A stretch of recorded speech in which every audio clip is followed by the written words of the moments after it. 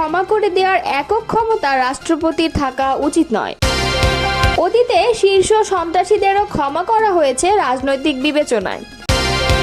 আওয়ামী দুঃশাসনে নেতাকর্মীদের পাশে ছিলেন জাতীয়তাবাদী চিকিৎসকরা, মন্তব্য করেছেন ডাক্তার রফিক। ইসরায়েলের পিআর পদ্ধতি কেন আলেমদের আদর্শ বুঝে আসে না, বললেন প্রিন্স। এতক্ষণ শুনছিলেন সংবাদ শিরোনাম, এবারে বিস্তারিত। কোনো ফৌজদারি অপরাধে রাষ্ট্রপতির এককভাবে ক্ষমা প্রদানের ক্ষমতা থাকা উচিত নয় বলে মনে করছে আমার বাংলাদেশ পার্টি। দলটি বলছে, বিচার ব্যবস্থায় বিকেন্দ্রীকরণ জরুরি এবং এই প্রক্রিয়ায় জাতীয় ঐকমত্য কমিশনের প্রস্তাবের প্রতি তারা সম্পূর্ণ সমর্থন জানায়। বৃহস্পতিবার রাজধানীর ফরেন সার্ভিস একাডেমিতে দোয়েল হলে জাতীয় ঐকমত্য কমিশনের সঙ্গে রাজনৈতিক দলগুলোর আলোচনা শেষে সাংবাদিকরা এসব কথা বলেন। এ সময় দলটির যুগ্ম সাধারণ সম্পাদক সানি আব্দুল হক উপস্থিত ছিলেন। আসাদুজ্জামান ফুয়াদ জানান, আলোচনায় রাজনৈতিক দলগুলো গুরুত্বপূর্ণ দুটি প্রস্তাবে একমত হয়েছে।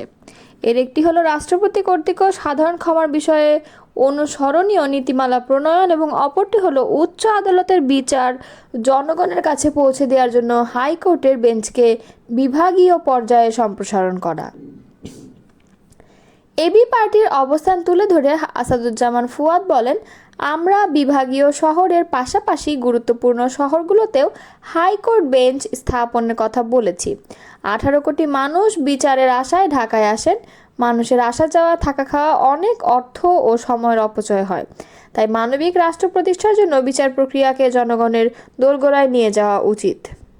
অতীতে রাষ্ট্রপতির ক্ষমার অপব্যবহার হয়েছে বলে মন্তব্য করেছেন জাতীয় নাগরিক পার্টির সদস্য সচিব আক্তার হোসেন। তিনি বলেন, শীর্ষ সন্ত্রাসীদেরও রাজনৈতিক বিবেচনায় ক্ষমা করা হয়েছে। এতে ন্যায় বিচার ক্ষুণ্ণ হয়েছে, বিচার ব্যবস্থার প্রতি মানুষের আস্থা কমেছে। বৃহস্পতিবার জাতীয় ঐকমত্য কমিশনের সঙ্গে রাজনৈতিক দলগুলোর দ্বিতীয় ধাপের নবম দিনের আলোচনা শেষে তিনি এই কথা বলেন। এনসিপি রাষ্ট্রপতির ক্ষমা প্রদর্শনের প্রক্রিয়া ও বিচার ব্যবস্থা সংস্কারে জাতীয় ঐকমত্য কমিশনের প্রস্তাবের প্রতি সমর্থন জানিয়েছে বলে জানান আক্তার হোসেন। তিনি বলেন, রাষ্ট্রপতির ক্ষমা যেন আর নিরঙ্কুশ না থাকে, বরং একটি বোর্ডের সুপারিশের ভিত্তিতে হয়, এ প্রস্তাবে আমরা একমত হয়েছি। ঐকমত্য কমিশনের আলোচনায় দেশের বিচার ব্যবস্থার সীমাবদ্ধতা নিয়ে উদ্বেগ প্রকাশ করেছেন এনসিপির এই নেতা। আক্তার হোসেন বলেন, 20 কোটি মানুষের দেশে হাইকোর্ট ও আপিল বিভাগ মিলিয়ে কয়েক লাখ মামলা বিচারাধীন। মাত্র 100 জন বিচারপতি দিয়ে এই মামলাগুলি নিষ্পত্তি সম্ভব নয়। আক্তার হোসেন বলেন, সংবিধানের 8ম সংশোধনীর সময় 6টি জায়গায় হাইকোর্ট বেঞ্চ গঠনের উদ্যোগে বাধা এসেছিল। তখন একে ইউনিটারি স্টেট কাঠামোর ব্যত্যয় বলা হয়েছিল, কিন্তু এবার এমনভাবে আইন করতে হবে যাতে সেটি সাংবিধানিক বাধা এড়িয়ে বাস্তবায়ন করা যায়। এনসিপির সদস্য সচিব আরও জানান, আমরা যে গণ অভ্যুত্থানের পথ ধরে এই সংস্কার উদ্যোগে এসেছি, সেখানে জনগণের আকাঙ্ক্ষা আমাদের ধারণ করতে হবে। রাজনৈতিক দলগুলো ও কমিশনের একমত হওয়া সিদ্ধান্তগুলো যেন বাস্তবায়ন হয়, সেটি এখন সবচেয়ে গুরুত্বপূর্ণ বিষয়। কোনো ফৌজদারি অপরাধে রাষ্ট্রপতির এককভাবে ক্ষমা প্রদানের ক্ষমতা থাকা উচিত নয় বলে মনে করছেন এবি পার্টি। দলটি বলেছে, বিচার ব্যবস্থায় বিকেন্দ্রীকরণ জরুরি।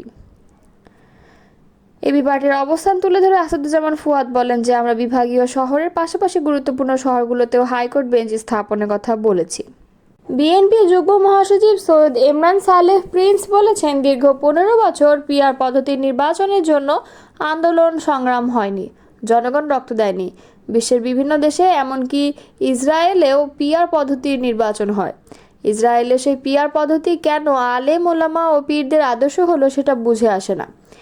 বৃহস্পতিবার দুপুরে ময়মনসিংহ নগরীর নতুন বাজার বিএনপি কার্যালয়ে জুলাই গণঅভ্যুত্থানের শোক বর্ষপূর্তি ও শহীদদের স্মরণে ড্যাবের রক্তদান কর্মসূচির অনুষ্ঠানে প্রধান অতিথির বক্তব্যে এসব কথা বলেন তিনি। ইমরান সালেহ প্রিন্স বলেন, আওয়ামী ফ্যাসিস্টবাদ বিরোধী 15 বছরের গণতন্ত্রের লড়াই ও 24-এর গণঅভ্যুত্থানের শহীদ ও পঙ্গুত্ব বরণকারীরা আমাদের জাতীয় বীর। তাদের যথাযথ স্বীকৃতি ও সম্মাননা দেয়া রাষ্ট্র ও জনগণের দায়িত্ব। জনগণের রায় নিয়ে বিএনপি রাষ্ট্র পরিচালনার দায়িত্ব পেলে 24-এর অভ্যুত্থানের শহীদ ও পঙ্গুত্ব বরণকারী সহ বিগত 15 বছরের গুম খুনের শিকার ব্যক্তিরা প্রাপ্য মর্যাদা পাবেন। তিনি আরও বলেন, ভোটের সংখ্যানুপাতের ভিত্তিতে সংসদ সদস্য নির্বাচনের কোনো মহলের দাবির কথা উল্লেখ করে বলেন, জনগণ সংখ্যানুপাতের ভিত্তিতে নয়, জনগণ সরাসরি প্রার্থী, মার্কা, দল দেখে ভোট দিতে চায়। অপ্রাসঙ্গিক অযৌক্তিক দাবি করে রাজনৈতিক অঙ্গনে অস্থিরতা জটিলতা সৃষ্টি না করে জাতীয় ঐক্য বজায় রেখে গণতন্ত্রের লক্ষ্যে নির্বাচনের পথে হাঁটার জন্য সবার প্রতি আহ্বান জানাই। বিএনপি কেন্দ্রীয় স্বাস্থ্য বিষয়ক সম্পাদক ডাক্তার রফিকুল ইসলাম বলেছেন, বিগত 16 বছর আওয়ামী লীগ দুঃশাসনে আন্দোলন সংগ্রামে বিএনপির প্রতিটি গণসংযোগ ও কর্মসূচিতে চিকিৎসকদের সক্রিয় উপস্থিতি ছিল গুরুত্বপূর্ণ। নির্যাতিত নেতাকর্মীদের পাশে ছিলেন জাতীয়তাবাদী চিকিৎসকরা। তিনি বলেন, 2009 সালের পর থেকে বিএনপির প্রত্যেক নেতাকর্মী শহীদ জিয়ার আদর্শ বুকে ধারণ করে এক অসম যুদ্ধে নেমেছে। তারা রাষ্ট্রীয় বাহিনীর হাতে বর্বর নির্যাতনের শিকার হয়েছেন। বৃহস্পতিবার কুমিল্লা টাউন হল মাঠে doctors association of Bangladesh Comilla শাখার আয়োজনে জুলাই আগস্ট গণ অভ্যুত্থান ও বিজয়ের প্রথম বর্ষপূর্তি উদযাপন উপলক্ষে রক্তদান ও ব্লাড গ্রুপিং কর্মসূচিতে অংশ নিয়ে তিনি এসব কথা বলেন। অনুষ্ঠানে প্রধান অতিথি হিসেবে উপস্থিত ছিলেন বিএনপির উপদেষ্টা পরিষদের সদস্য হাজী আমিনুর রশিদ ইয়াসিন। এ সময় ডাক্তার রফিকুল ইসলাম বিগত 16 বছরে বিএনপির নেতৃত্বে চলা আন্দোলন ও সংগ্রামের চিত্র তুলে ধরেন এবং উল্লেখ করেন যে এই দীর্ঘ আন্দোলনের ধারাবাহিকতায় জুলাই আন্দোলনের প্রেক্ষাপট তৈরি হয়েছে, যেখানে তারেক রহমানের নেতৃত্বে একটি সুসংগঠিত প্রতিরোধ গড়ে ওঠে। তিনি বলেন, অধিকারের পরিসংখ্যান অনুযায়ী 2023 সালে পর্যন্ত বিচার বহির্ভূত হত্যার শিকার হয়েছেন 2699 জন, গুম হয়েছেন 677 জন এবং কারাগারে মৃত্যুবরণ করেছেন 1048 জন, যাদের উল্লেখযোগ্য অংশই বিএনপি নেতাকর্মী।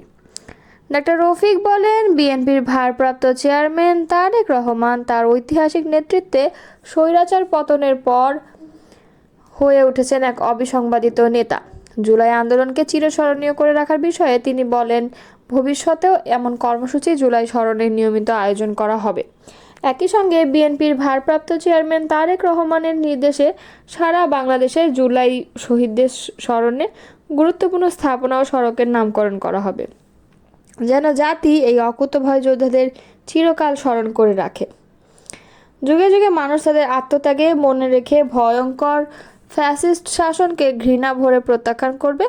অনুষ্ঠানে আরও উপস্থিত ছিলেন কুমিল্লা মহানগর বিএনপির সভাপতি উদ্বাতুল বারী আবু, সাধারণ সম্পাদক ইউসুফ মোল্লা টিপু, কুমিল্লা বিএনপি যুবদল, ছাত্রদল সহ বিভিন্ন অঙ্গ সংগঠনের নেতাকর্মীরা, ড্যাব নেতা ডক্টর মোহাম্মদ